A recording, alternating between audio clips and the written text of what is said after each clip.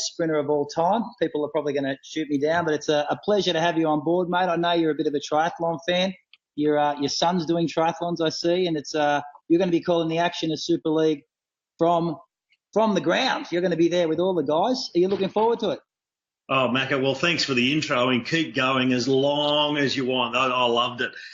The thing I probably haven't done in cycling, well, I haven't ridden really for GC, and I haven't won a mountain prize, I don't think. Although, hang on, Sun Tour 1995, I may have been up there for the King of the Mountain jersey. Not sure if I lost a mountain. It wasn't a mountain. There was a hill down here down the coast. It was 3K long. Hill sprints. They were just hill sprints. But I mean, yeah. It is what it is. It had polka dots on the shirt. So, no, thanks. I'm really excited to be involved with the Super League Triathlon Series. And, you know, when you approached me about getting involved with the commentary team and doing some on-ground commentary, I thought this is going to be fantastic because it took me back immediately to the good old days of triathlon with those Grand Prix series that we all grew up watching. Now, guys like yourself, and you're a year or two younger than some of the others, Miles Stewart, the Croc, Brad Bevan. We all remember those exciting races. And this has taken that concept and developed it even further. I'm surprised it's taken so long to come back. So well done on doing it.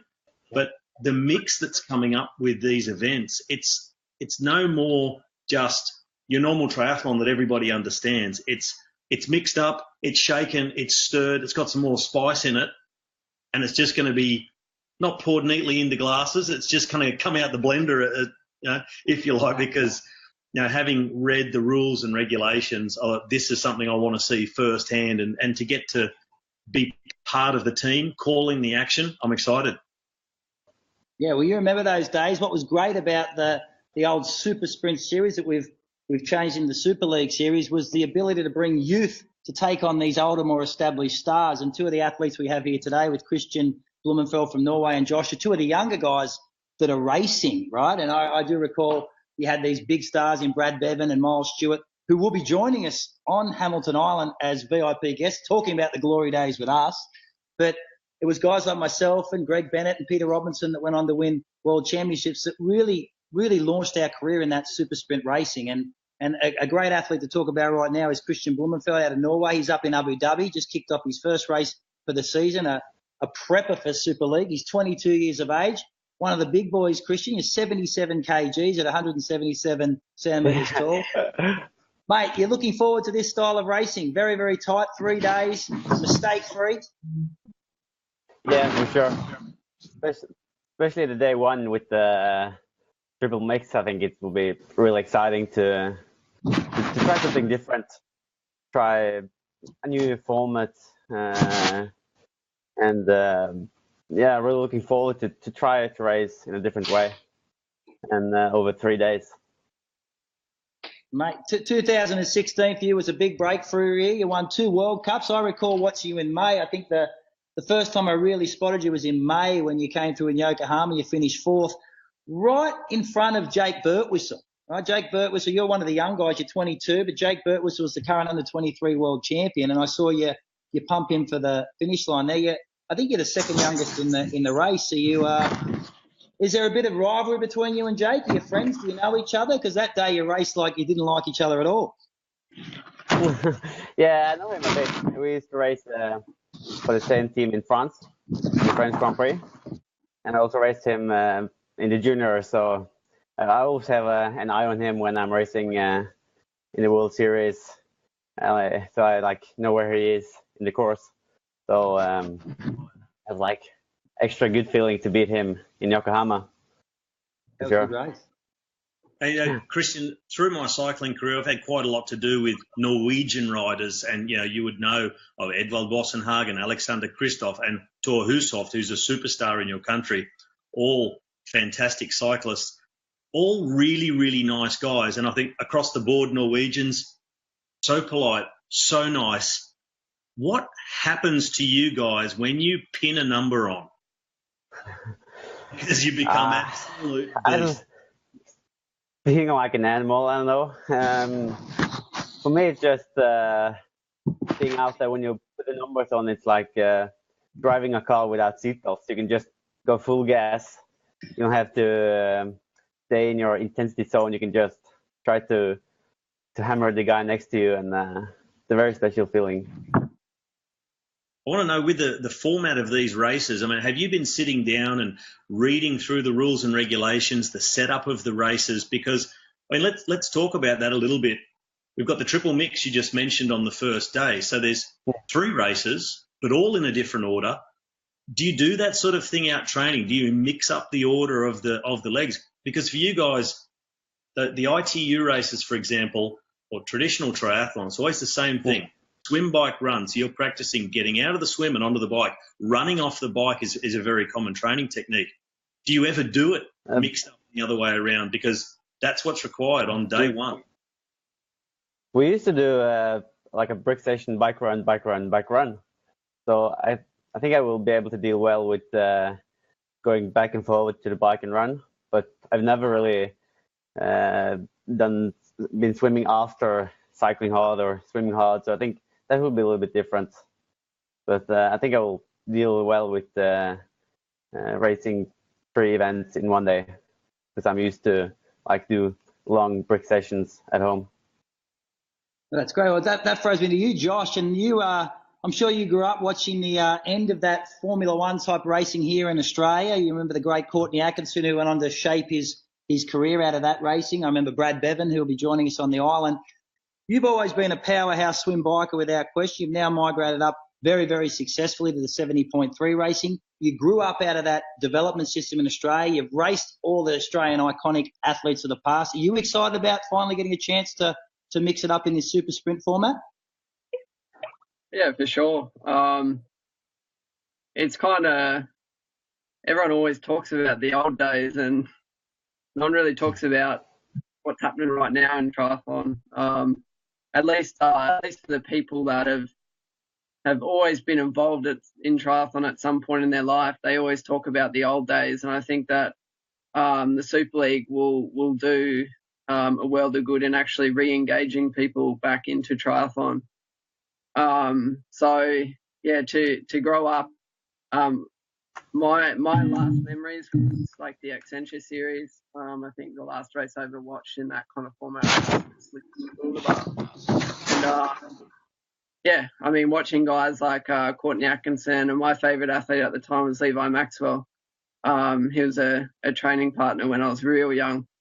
So yeah, to actually now step into what these guys were doing and be a part of what everyone used to talk about is definitely exciting. And for me right now, it's actually really good to be breaking up an Ironman training block with something like this, a bit more mental stimulus and obviously physical stimulus too. So for me, it's really exciting.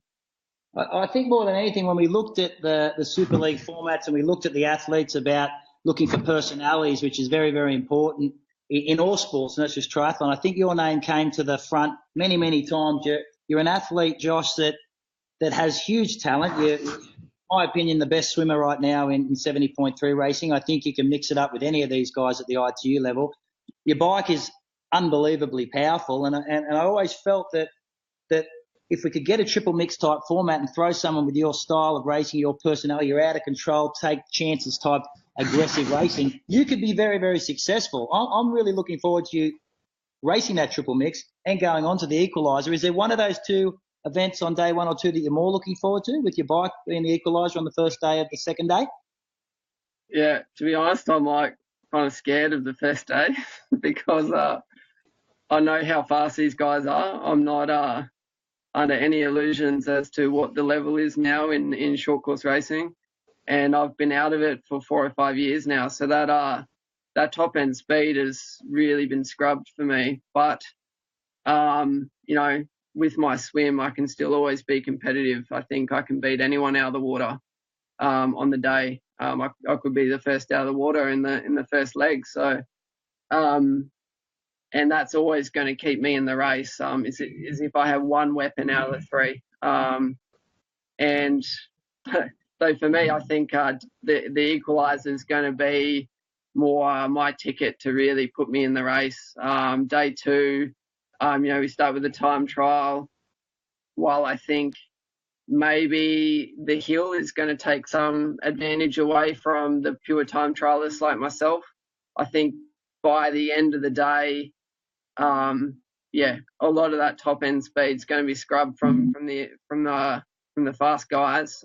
They're not training for long grueling events like I am. So I think that's where my advantage is going to lie. And particularly having actually spent the whole summer here in Australia in the humidity, I think a lot of these guys are going to underestimate that. And there's the famous scene of Mario Mola coming out of the water at Island House with the cramp, and he couldn't go anywhere. He was I don't know, was he lying on the beach or something in agony? So maybe something like that might play to my favour. These guys will underestimate the conditions a little bit. So definitely the equaliser is what I'm looking forward to. Good. Let's talk a little bit about day 2. I mean, here's something that I'm sure I would almost wager on that none of the guys lining up for this race have done a hill time trial before under these conditions. And you all do bike efforts, well-ridden time trials, but something mixing it up like this with this really steep climb at the end of this 6K. It's not only something that could create big time gaps, but it could do irreparable damage to guys' systems going on further onto the afternoon of day 2. And I think that could be the stage, the bike time trial, hilltop finish. That could be the one that blows this race wide open. I mean, what do you guys think? I think that the 6K time trial is actually the thing I'm most scared of the whole weekend. If you have like one a bad moment, you will lose maybe 30 seconds up that hill, and then it will be critical to not get lapped on the bike later on the evening. So that's actually what I'm like a bit concerned about. Luckily, it's a long day the day before, so I'm not sure if I'm able to have a good second day, or if I will be having an advantage of having a holiday on day 1. So I'm a bit concerned on actually the 6K time trial. What about you, Josh? Yeah, I just gained some confidence now, I think. So, no, I mean, biking's what I do right now. I had a massive training day on Friday. I did the triple bike day that Sato is famous for. So I know my cycling right now is at a really good level, and particularly training in Brisbane, short power climbs are my thing. So I think it's one of those things for me. I've never forgotten how to climb at all. Even if I am training for Ironman right now, I can always put myself really into the hurt zone on a hill. And I think, but I will set myself up on the runway for sure. I've raced on that runway at Hamilton Island. I know how windy it can get. It's not easy at all. So I kind of look at it definitely with two parts. Of course, there's a chance to make up a lot of time on the hill, but if you set yourself up for that hill with a ripping fast highway TT, but it's still sustained, like Robbie said, it can blow the race wide open for sure. Well, I just got a message here from Aaron Royal. He wanted to ask you. He said he saw that Ryan Fisher's looking a bit tubby. I think Ryan's, who's one of your competitors, is watching right now. And Robbie, you might be able to answer this as well, and I'll put it out to both of you boys. How important in a time trial of this distance, Robbie, with a 1,600 metre climb of 24%, does weight come into play? And Kristian, as a 77 kilo guy, is this suited to the lighter guy, Robbie? We talked earlier about young Ryan Bailey being quite competitive in this, and to both you boys as well. Who are you looking for outside of yourselves to be quite competitive over this TT? I'll say this. It is important, that power to weight ratio. I mean, being lighter obviously lets you go uphill a bit quicker, but there's no big disadvantage to the heavier guys on such a short climb. This is the sort of distance of climb that you'll get in one of the cycling spring classics. So not overly long. Let's face it, we're not in the Alps or the Pyrenees, so it's not a sustained 45 to 50-minute effort. This is a blast up the hill. A hill like that is how deep can you go into the red zone, and what's it going to do to you afterwards? Because you might see one of the heavier, powerful guys really rip up that thing, put time into a lot of the field, but he might damage himself so badly that that's going to come back and bite him in the afternoon. So it's going to be a real open one. It's one of those ones where I think they're going to have to pace themselves coming in. I mean, it's a full-time trial effort. Maybe take off 1% or so, just save that little bit in the tank. But also on the climb itself, pacing really important. You try and smash up the whole thing, you could end up walking that last couple of 100 metres. And boys, who are you looking at? Who do you think? You've raced a lot of these guys, you in particular, Kristian, but Josh, you've trained with everyone all over the world. Who are you looking to be very, very competitive at this? Obviously, Alistair. Is it a question for me? Yeah, both yes. Well, Kristian says Alistair. I think, I've seen Cam Dye. I've raced Cam Dye for the last 4 or 5 years and haven't been able to touch him on the bike, no matter how fit I've been. And I think a lot of the guys from the ITU just have no idea how good this guy is on the bike, because they've never raced him. So for me, he's definitely the guy to look at. And he knows what his advantage is, so he's going to play that as much as he can. And the other guy I'd look at is someone like Richard Murray, who's had some ripping fast 40k TTs in the very few Olympic distance non-drafts he's done. And, you know, similar build to I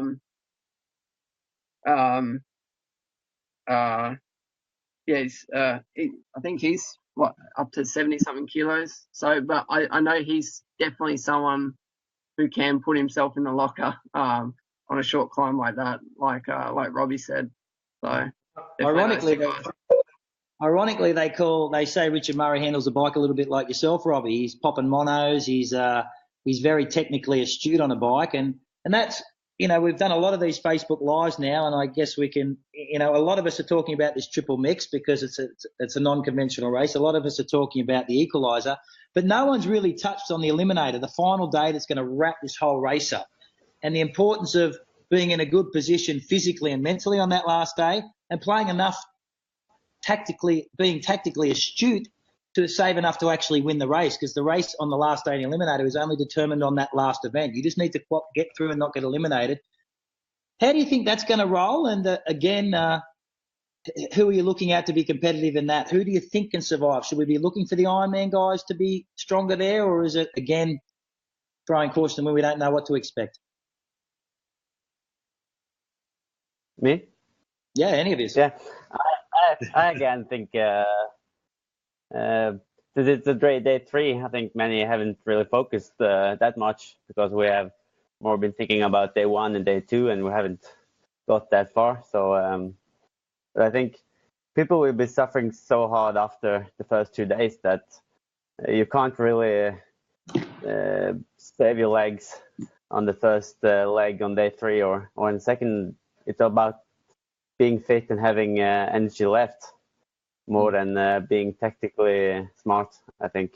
No, Macro, I'm getting the impression from guys that I've been talking to about this whole format, talking about day 3, not many are thinking about it because they know they're going to be busted units by the time they get to day 3. And it's just about hanging in there and trying not to get eliminated. And they don't know what sort of tactic they're going to have to apply because they've got no idea how fatigued they're going to be. They don't know if the 70.3 and Ironman guys are going to start to come through, or it's going to be that high intensity of the ITU athletes that's just going to keep on keeping on day after day. So all these guys are really uncertain of who's going to be where, who's going to start to come through, because over 3 days you could start out really struggling and come through like 10 men. And the opposite is also true. So someone midfield through the whole lot could take out the big prize. And I think that's the real uncertainty of all these athletes over what is effectively a 3-day stage race. I mean, it's going to be fantastic to watch the tactics play out too. And I just wonder if there's going to be a real internal rivalry between the more endurance triathletes and the real short course guys. Be any sort of ganging up, or let's try and unsettle the apple cart and show these other mob who's boss. Yeah, I absolutely agree. Absolutely agree. Well, boys, I know you guys are busy with training. I know, Robbie, you've got to get out on the bike. You've got a lot to do to be prepared for that triple mix. You're leading the guys out on the race 3 of the triple I'm mix. not riding the hill. We got you going up the hill, mate. You're a hill climber. You won the polka dot jersey on the Sun Tour, 1990. I told you they were all on bridges. But boys, thanks for joining us. It was a pleasure. We look forward to seeing you on Hamilton Island. And mate, Josh, keep that bike work up. Yeah, I got to practice my transitions too. They are important. That's the other thing. I don't want to do a Macca 2007 in Kona transition. So. That was a long one. You could get away with it back then. You're not going to get away with that sort of tardiness here at Super League, I tell you. But, yeah, I've got another week to prepare, boys, and then after that, game on.